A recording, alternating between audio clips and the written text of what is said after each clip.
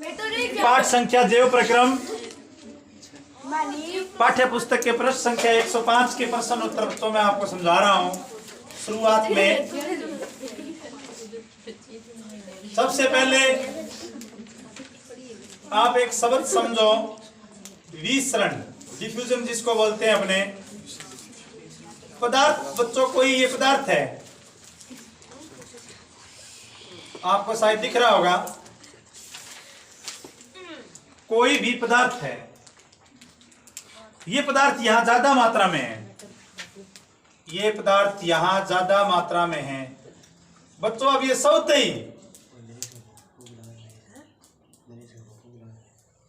ही कम मात्रा की ओर रवाना हो जाए, सौते ही कम मात्रा की ओर रवाना हो जाए तो इस घटना को विसरण कहा जाता है। पदार्थ का अधिक सांद्रता से कम सांद्रता की ओर गमन करना विसरण है। तो जैव प्रक्रम पाठ में सबसे पहले जो प्रश्न है वो इसी टॉपिक से शुरू होते हैं। पहला प्रश्न ये है कि बहुकोशिक जीवों में ऑक्सीजन की आवश्यकता पूरी करने में विसरण क्यों पर्याप्त है, अपर्याप्त है। प्रश्न नंबर 1 समझो। देखो पहले प्रश्न, बहुकोशिक यूनिसेलुलर जीवों में ऑक्सीजन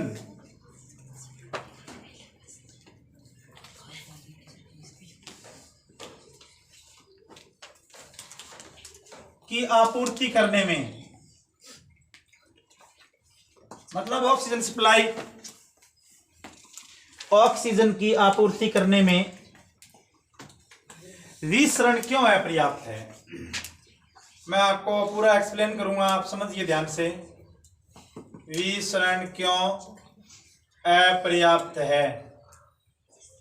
बच्चों आप सबसे पहले ध्यान दो कि बहुकोशिक जीवों में अनेक कोशिकाएं होती हैं। मैं सबसे पहले एक कोशिक जीव का उदाहरण लूं। इसका उल्टा प्रश्न भी बनता है कि या एक कोशिक जीवों में, एक कोशिक जीवों में ऑक्सीजन आपूर्ति हेतु, ऑक्सीजन आपूर्ति हेतु विसरण क्यों पर्याप्त है, विसरण क्यों पर्याप्त है। देखो दोनों प्रश्न एक दूसरे के उल्टे हैं, आंसर दोनों का मिला जुला आएगा। विसरण की जो प्रक्रिया है वो एक कोशिक जीवों में तो पर्याप्त है पर बहुकोशिक जीवों में अपर्याप्त है। आप सुनिए ध्यान से। मैं आपको सबसे पहले एक कोशिक जीव के बारे में बताऊं तो जैसा कि आप जानते हो, एक कोशिक जीवों में जो एक कोशिका होती है वही अपने आप में पूरा शरीर होती है। और एक कोशिका जिस वातावरण में जीव रहता है उस वातावरण के प्रत्यक्ष रूप से संपर्क में होती है। जैसे मैं मान लूं अमीबा है, ये अमीबा एक कोशिक जीव है, अमीबा है वो एक कोशिक जीव है। ये अमीबा केंद्रक है, ये जल में है तो इसका वातावरण जल है। तो मेरा प्रश्न ये है कि विसरण क्यों पर्याप्त है एक कोशिक जीवों के लिए। तो देखो इसका उत्तर ये है, आप ये बताओगे सबसे पहले एक कोशिक जीवों में एक कोशिका होती है, यानी एक कोशिक जीवों का शरीर एक ही कोशिका से बना होता है। अपने आप में एक कोशिका ही पूरा शरीर होती है। जैसे अमीबा एक कोशिका है और यही उसका शरीर है। और यह कोशिका जिस वातावरण में जीव रहता है, जैसे मैंने तो यहाँ अमीबा का उदाहरण लिया है जो पानी में रहता है, कोई हो सकता है वायु में भी रहता हो, तो उस वातावरण के साथ ये प्रत्यक्ष रूप से संपर्क में रहती है। यानी पूरी कोशिका अपने वातावरण के साथ संपर्क में है। आप देख सकते हो ये देखो, ये एक कोशिक जीव का शरीर। अब आप समझ सकते हो एक कोशिक जीव का शरीर क्या होता है, एक कोशिका ही होती है। एक कोशिक जीव का शरीर एक कोशिका ही होती है। एक कोशिक जीव का शरीर एक कोशिका ही होती है। वातावरण के साथ प्रत्यक्ष संपर्क में रहता है। वातावरण के साथ डायरेक्टली टच है, प्रत्यक्ष संपर्क में है। आप देख सकते हो डायग्राम से कि पूरा अमीबा अपने वातावरण के साथ कांटेक्ट बनाए हुए हैं।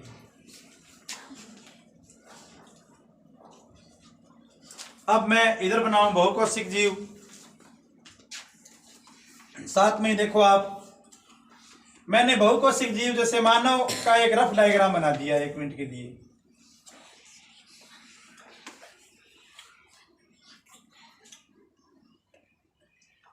तो बच्चों आप देखो बहुकोशिक जीवों में जैसे मानव है, तो इसमें कोशिकाएं ये वातावरण के साथ मानव संपर्क में जरूर है, लेकिन बहुकोशिक जीवों में कोशिकाएं हैं वो अलग अलग प्रकार की हैं। बहुत सारी कोशिकाएं वातावरण के साथ संपर्क में है, जैसे ये संपर्क में है यहाँ, लेकिन बहुत सारी कोशिकाएं शरीर के अंदर अत्यंत गहराई में स्थित है। क्या मानव जैसे जीव में एक ही कोशिका होती है? नहीं, मानव बहुकोशिक जीव है, मल्टी सेलुलर है, इसमें बहुत सारी सेल्स है, कोशिकाएं हैं। कुछ कोशिकाएं वातावरण के संपर्क में हैं और कुछ कोशिकाएं वातावरण के संपर्क में नहीं है, अत्यंत गहराई में होती है। देखो बहुकोशिक जीव में कोशिकाएं अत्यंत गहराई में होती है, में स्थित होती है। ये दोनों में फर्क है। मैंने एक कोशिक और बहुकोशिक दोनों प्रकार के जीव बनाए हैं। एक कोशिक जीव का शरीर एक ही कोशिका से बना है। एक कोशिक जीव का शरीर एक ही कोशिका से बना है, इसलिए वो कोशिका वातावरण के साथ प्रत्यक्ष संपर्क में रहती है, जबकि बहुकोशिक जीव का शरीर बहुत सारी कोशिकाओं से बना है। उनमें कुछ कोशिकाएं वातावरण के साथ संपर्क में होती है और कुछ कोशिकाएं वातावरण के साथ संपर्क में नहीं होती है, वो अत्यंत गहराई में होती है। अब दूसरी बात यह भी है बच्चों कि एक कोशिक जो जीव है उनकी कोशिकाओं में सरम विभाजन नहीं पाया जाता है। सरम विभाजन, लेबर डिवाइडेशन, सरम विभाजन होता है बच्चों काम का बंटवारा। जैसे मानव में, 1 मिनट में लिख देता हूं, सरम विभाजन नहीं पाया जाता और बहुकोशिक जीवों में सरम विभाजन है वो पाया जाता है। मैं बताऊंगा सरम विभाजन क्या है। सरम विभाजन का मतलब है काम का बंटवारा। मानव शरीर में सभी कोशिकाएं एक काम नहीं करती है, अलग अलग काम करती है।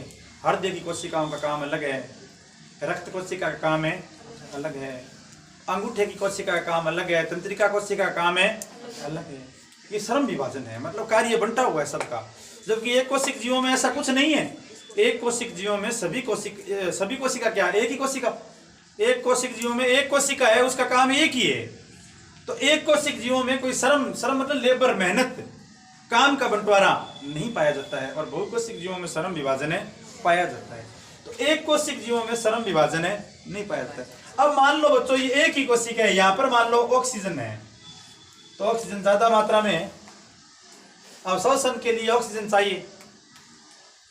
तो देखो विसरण, ये इसके पास विसरण होगा। विसरण क्या है? अभी मैंने बताया था, पदार्थ का अधिक सांद्रता से कम सांद्रता की ओर। अधिक सांद्रता मतलब मात्रा, पदार्थ का अधिक मात्रा से क्वांटिटी, कंसंट्रेशन, अधिक सांद्रता से कम सांद्रता की ओर गमन करना। जैसे ही बच्चों ऑक्सीजन अंदर गमन कर जाएगा, यहां देखो ये अंदर आ गया ऑक्सीजन, क्योंकि बाहर ऑक्सीजन ज्यादा है, अंदर है कम है, तो ये O2 देखो अंदर चला गया। अब श्वसन से CO2 बनेगी, वो बाहर आ जाएगा ऐसे, देखो विसरण से ही।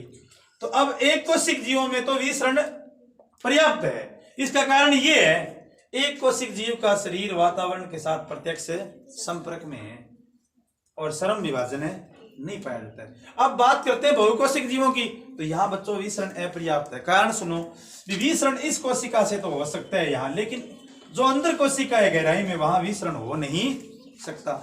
यदि अंगूठे से अपने तुलना करें कि मान लो विसरण द्वारा ऑक्सीजन पहुंचे, तो बच्चों कम से कम 2 वर्ष का समय लगेगा।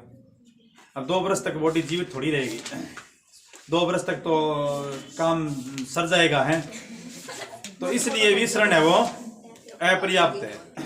तो प्रश्न ये आए तो आपको इस प्रकार से रफ चित्र बना के भी समझा देना है, टीचर इंप्रेसित होगा, अभी बच्चे ने अच्छी तैयारी की है। अब इसका वैसे याद नहीं हो विपरीत परिस्थितियों में, तो एक लाइन में आंसर है। कौन सा प्रश्न ये आएगा, बहुकोशिक जीवों में ऑक्सीजन की आपूर्ति के लिए विसरण क्यों अपर्याप्त है, अथवा एक कोशिक जीवों में ऑक्सीजन आपूर्ति हेतु विसरण क्यों पर्याप्त है। किताब में ये एक ही प्रश्न है, मैंने दूसरा बनाया है, तो इसका तो आप आंसर ये लिख देना, एक कोशिक जीव का शरीर वातावरण के साथ प्रत्यक्ष संपर्क में है, और इसका आप लिख देना बहुकोशिक जीव में कोशिकाएं अत्यंत गहराई में होती है और वो वातावरण के साथ प्रत्यक्ष संपर्क में नहीं है। ठीक है ना, इसलिए वहां विसरण अपर्याप्त है।